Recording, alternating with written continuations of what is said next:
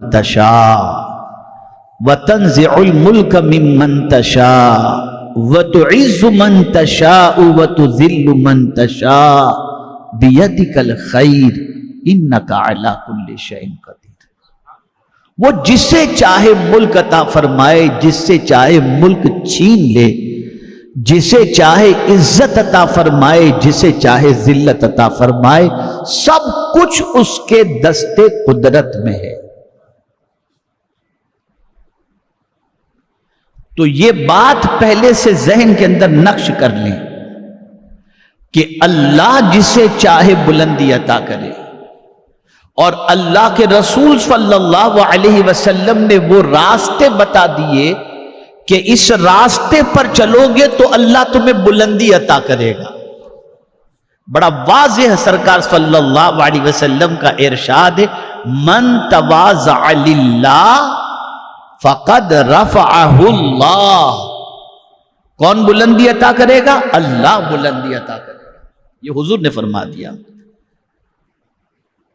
ایک صفت اگر انسان کے اندر پیدا ہو جائے تو وہ صفت اتنی طاقتور ہے کہ اس شخص کی بلندی اللہ لکھ دیتا ہے اور اسے بلند و بالا مقام عطا کر دیتا ہے، اور وہ صفت ہے تواضع، عاجزی، انکساری، بچ جانا اور اپنے آپ کو کچھ نہ سمجھنا، اور سب کچھ اللہ رب العزت جل جلالہ کو جاننا۔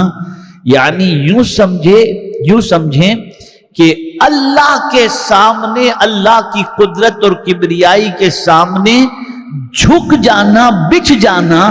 اگر کوئی ایسا کرتا ہے تو میرا مولا اسے بلندی عطا فرماتا ہے۔ اب تھوڑا سا سمجھیں تواضع کسے کہتے ہیں، تاکہ آپ اچھی طریقے سے اس کو دل و دماغ میں بٹھا کر اس پر عمل کی کوشش کر سکیں۔ تواضع یہ ہے کہ آدمی اپنے نفس کو اللہ کے تابع کر دے،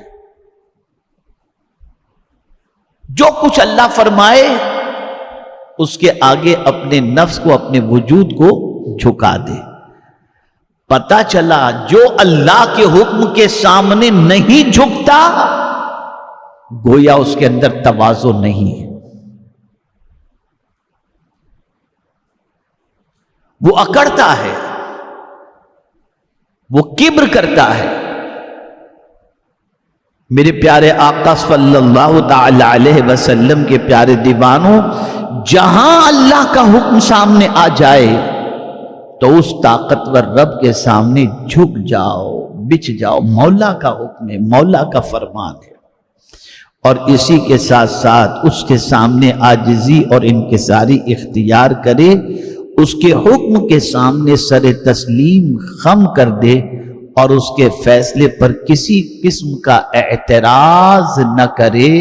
اسے کہتے ہیں تواضع۔ اب تھوڑا سا لفظ کا معنی، چونکہ سرکار نے فرمایا من تواضع، تو یہ تواضع جو ہے یہ کس مادے سے نکلا ہے، اور اسی کے ساتھ ساتھ جو ہے اس کا معنی کیا ہے اسے سماعت فرمائیں۔ تواضع ذیاتن سے ہے، جس کا معنی ذلت و پستی ہے، ذلت و پستی۔ اللہ کے لیے اپنے نفس کو ذلیل اور پست بنانا۔ سبحان اللہ۔ توجہ چاہوں گا جملے پر، اللہ کے لیے، کس کے لیے پہلے بتائیں؟ اللہ کے لیے، پہلے ذہن میں رکھیے، اللہ کے لیے اپنے نفس کو ذلیل اور پست بنانا باعث عزت ہے، اور دوسروں کے لیے ذلیل و پست بنانا باعث رسوائی ہے۔ یعنی ہم اپنے آپ کو ہلکا پھلکا، عاجز اور منکسر المزاج ایک الگ چیز ہے۔ یعنی اپنے آپ کو عاجزی انکساری کے ساتھ کسی کے سامنے اپنے آپ کو بچھا دیں، ایک جنرل انسان کے سامنے، کوئی ارب پتی آیا اس کے سامنے بچھ گئے، کوئی ایسا بندہ آیا جو طاقتور ہے، فاسق و فاجر ہے، لیکن اس کے سامنے بچھ گئے، تو اس سے اللہ عزت نہیں عطا کرے گا۔ اس سے اللہ ذلت عطا کرے گا. لیکن اگر کوئی اللہ کی طاقت کے سامنے بچ جائے تو مولا اسے اٹھا کر عزت کی سربلندی عطا کر دے گا. جھکو اس کے سامنے, کچھ نہ سمجھو خود کو, اس کے سامنے بچ جاؤ. جب اس کے سامنے آدمی خود کو عاجز بنا دیتا ہے, اس کے سامنے آدمی اپنے آپ کو ذلیل کر دیتا ہے, مولا تیرے سامنے میری حیثیت ہے ہی کیا, میں کچھ بھی نہیں ہوں. جب انسان خود کو اللہ کے سامنے اتنا عاجز اور پست بنا لے تو مولا پھر اس بندے کو عزت و سر بلندی عطا کرتا ہے. اس کو میں نماز کے ذریعے بتا دوں. آدمی پہلے نماز کے لیے کھڑا ہوتا ہے, اس میں بھی عاجزی ہے, کھڑے ہونے میں بھی عاجزی ہے. کیسے کھڑا ہوتا ہے؟ ہاتھ باندھ کرنا. بتائیے نا, آپ مجھے جواب دیجئے, کیسے کھڑا ہوتا ہے؟ ہاتھ باندھ لیتا ہے نا, ہاتھ باندھ کے اس کی بارگاہ میں کھڑا ہے عاجزی کے ساتھ. بھئی ظاہر سی بات ہے, کسی کو بڑا مان کر کے یہ آدمی اس کے سامنے ہاتھ باندھ دیتا ہے. پھر اس کا جی اس عاجزی سے نہیں بھرا تو پھر وہ جھک گیا, رکوع میں چلا گیا, اور رکوع میں جا کر کیا کہتا ہے؟ پہلے شروع کیا ہاتھ باندھ کر اللہ اکبر, اللہ سب سے بڑا ہے. رکوع میں گیا تو کہا سبحان ربی العظیم, جھک کر کہہ رہا ہے میں کسی اور کے سامنے نہیں جھکا, پاک ہے وہ ذات جو میرا رب ہے اور سب سے عظمت والا ہے. سبحان ربی العظیم کہہ کر کے وہ اپنے آپ کو جھکا لیتے. کس کے سامنے؟ بولیے. ابھی اس کا جی نہیں بھرا اتنے جھکنے پر, پھر وہ سجدے میں جا کر پورا پچ جاتا ہے. اب صرف گردن نہیں جھکتی, اب گھٹنے بھی جھک گئے, ہاتھ بھی جھک گیا, سر بھی جھک گیا, ناک بھی جھک گیا, آنکھیں بھی جھک گئی. گویا پورا اپنے رب کی بارگاہ میں اس نے اپنے آپ کو بچھا دیا اور بتا دیا میرے نزدیک کوئی بڑا نہیں ہے, تو ہی بڑا ہے. میں عاجز ہو کر, پست ہو کر تیرے سامنے جھک گیا ہوں. تو رب فرشتوں سے فرماتا ہے جو میرے سامنے اس طرح سے عاجز ہو کر کے بچ جائے, کیا میں اسے عزت عطا نہ کروں؟ فرشتوں گواہ ہو جاؤ, میں نے اس کو بلندی عطا فرمائی. اسی لیے آپ دیکھیں رکوع میں سبحان ربی العظیم, سجدے میں سبحان ربی الاعلی, بلندی ہی کی بات کی جا رہی ہے, عظمت ہی کی بات کی جا رہی ہے. کسی طاقتور انسان کے سامنے انسان نہیں جھک رہا, کہہ رہا ہے کہ عظمت والا میرا رب ہے, اعلی میرا رب ہے, میں اس کے سامنے جھکا ہوں. یہاں سے یہ بات واضح طور پر سمجھ میں آ گئی کہ جو خدا کے سامنے جھک جائے خدا اسے گرنے نہیں دیتا, اسے اٹھا لیتا ہے, اسے بلندی عطا کرتا ہے. لیکن یہ بھی اللہ کے لیے اس کی طاقت. اب ہماری قوم اللہ کی طاقت و قدرت ہی کو تو نہیں جانتی نا. مالدار کی قوت کو جانتی ہے, تخت و تاج کے مالکوں کی قوت کو جانتی ہے, اللہ کی قدرت کو کون جانتا ہے؟ یہ اللہ والے جانتے. اللہ کی طاقت کو اللہ والے جانتے تھے, اللہ کی قدرت کو اللہ والے جانتے تھے. اب میں یہاں آپ کو بتاؤں تو آپ کو حیرت ہوگی, ہمارا حال کیا ہے؟ ہمارا حال یہ ہے کہ کچھ ہمیں شہرت مل گئی, کچھ دولت مل گئی, کچھ اقتدار مل گیا, کچھ عہدہ مل گیا, تو ہماری پوزیشن تھوڑی سی الگ ہو جاتی ہے. پھر ہم خود کو کچھ سمجھنے لگتے ہیں, بہتر سمجھنے لگتے ہیں, بہتر. لیکن میں آپ کو بتاؤں گا تو حیرت ہوگی. ایسا ہی معاملہ حضرت بایزید بسطامی علیہ رحمہ کے ساتھ ہوا. حضرت بایزید بسطامی رحمت اللہ تعالی علیہ دریا کے کنارے سے تشریف لے جا رہے تھے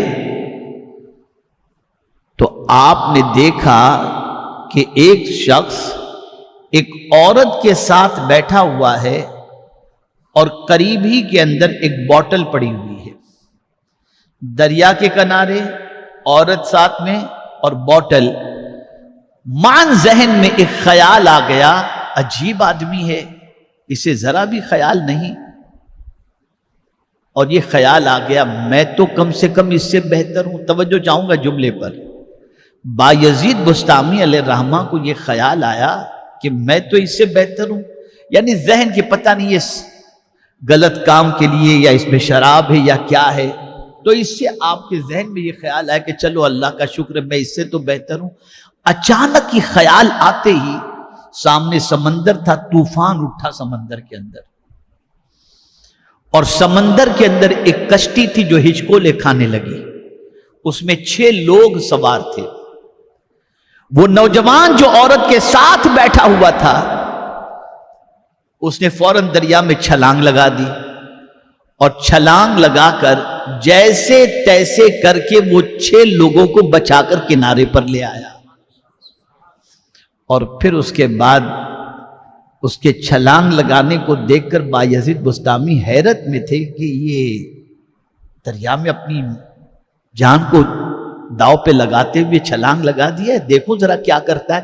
جب بچا کے لے کر کے آئے تو بایزید بسطامی علیہ الرحمہ سے کہتا ہے، بایزید ایک کو تو بچا لیتے، بایزید ایک کو تو بچا لیتے، اور سنو بایزید، یہ میرے ساتھ بیٹھی ہوئی میری ماں ہے اور یہ بوتل پانی کا ہے۔ بایزید نے مٹی اٹھائی اپنے سر پر ڈالی اور کہا، افسوس افسوس افسوس، میں نے کیا کہہ دیا کہ میں اس سے بہتر ہوں، یہ تو مجھ سے کروڑوں گنا بہتر ہے۔ اور پھر کہنے لگے، آج کے بعد میں اپنے آپ کو کسی سے بہتر نہیں سمجھوں گا۔ یہ کہتے ہوئے ابھی جا ہی رہے تھے کہ مولا نے امتحان میں گرفتار کر دیا۔ ایک شخص اپنے کتے کو لے کر کے آ رہا تھا، اس نے بایزید بسطامی علیہ الرحمہ سے پوچھا، او بایزید ذرا یہ تو بتاؤ میرا کتا بہتر ہے یا تم بہتر؟ اس لیے کہ دل میں ارادہ کر لیا تھا نا کہ میں اپنے آپ کو دوسرے سے بہتر نہیں سمجھوں گا، تو قدرت نے فوراً امتحان میں ذرا دیکھوں بایزید اب کیا کہتے ہیں، امتحان میں ڈال دیا فوراً۔ بایزید بسطامی سے اس شخص نے کہا کہ میرا کتا بہتر ہے یا تم بہتر ہو؟ اب جواب سنیے بایزید بسطامی علیہ الرحمہ کا، فرماتے اگر میرا خاتمہ ایمان پر ہوا تو میں بہتر ہوں، ورنہ یہ کتا بہتر ہے۔ کہاں ہیں ہم؟ کس دنیا میں جی رہے ہیں؟ اللہ والے کبھی خود کو کچھ سمجھتے ہی نہیں تھے، وہ خدا ہی کو سب کچھ سمجھتے تھے، اور اس کے سامنے جھک جاتے تھے، بچھ جاتے تھے، اس کے حکم کے سامنے سرنڈر ہو جاتے تھے۔ کون اللہ کے حکم کے سامنے سرنڈر نہیں ہوتا؟ جس کے اندر تکبر ہوتا ہے، کبھی مال کا تکبر، کبھی شہرت کا۔ اس کو میں ایگزامپل کے ذریعے بتاؤں کہ آج تھوڑی سی دولت آ گئی تو لوگ اپنی آفس کے اندر چھوٹی سی عبادت گاہ جیسا کمرہ بنا لیتے ہیں، اور مسجد میں صرف جمعہ کو خطبے کے ٹائم پر آنا وہ اپنی شان سمجھتے ہیں، جلدی سے مسجد کے اندر آنا وہ یہ سمجھتے یہ تو غریبوں کا کام ہے، ہمارے پاس کیا کمی ہے، ہم تو جائیں گے جمعہ کی نماز 2 رکعت پڑھ کر کے چلے آئیں گے۔